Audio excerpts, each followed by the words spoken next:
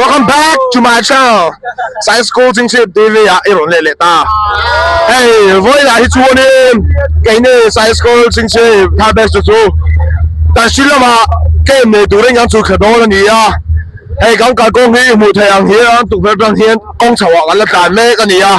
阿拉諗住係你，乜諗住係啲綠色係啊，緊跟背到啲後，銀年咯嘛，係諾曼底咩？諗確咪啊買啲多嘅點啊你？chú anh em soi tụ bắc zoom liều mà sẽ hay khoa anh lưu chầu về ta cần school pen hết trơn in hay nghe cần khen chính tụ cần là sẽ là wa là kia nào tao có lạc là wa cần cần lệ tao mang chạp hết rồi này có một ít tí bom việc gì à bữa đó welcome back hey tụi là cho Science School TV cần cần lệ tao nia hey tụi là hiện đi cái nôm nó tắc khi cái chiêng là wa anh bây giờ chơi cần chơi mấy cái anh muốn ba tí bom hay anh nuôi mà con bùi nãy tất cả hiện cái đó mà, tại vì anh là hạt vàng khop mấy à, cần là tàn đấy là bốc à, tụi là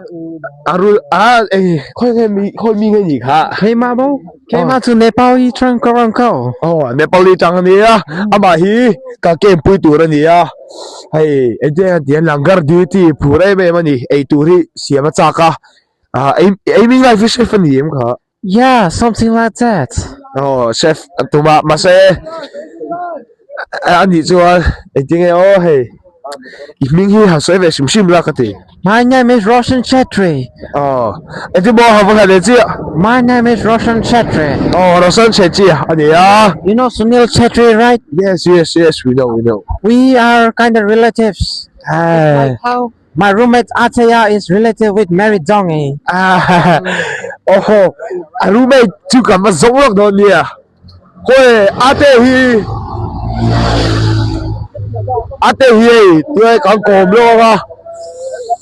Roshan Chetri ha, Atehi, a relative to Mary Comedy, thì cái comedy này cái À Wang anh ha Wang. Awang wo. Thì về mấy mấy nha. Hello, thì về rồi, sáng chỉ yang quảng phát đang à? Sáng chỉ hi, Mizoram Iowa. Kickboxing à chuộc chết à đi à, chúng ta làm phần lậu vàng bao nhiêu là school đi ra phần lậu vàng chuộc là bao nhiêu, principal là phần lậu à, các bạn thấy ý này đã sẽ về đây đây này, Runa, Runa, sẽ ôm tiền, sẽ ôm tiền, cho anh hay cần chuộc là đồ gì, cái lệ phật mày mang cháo.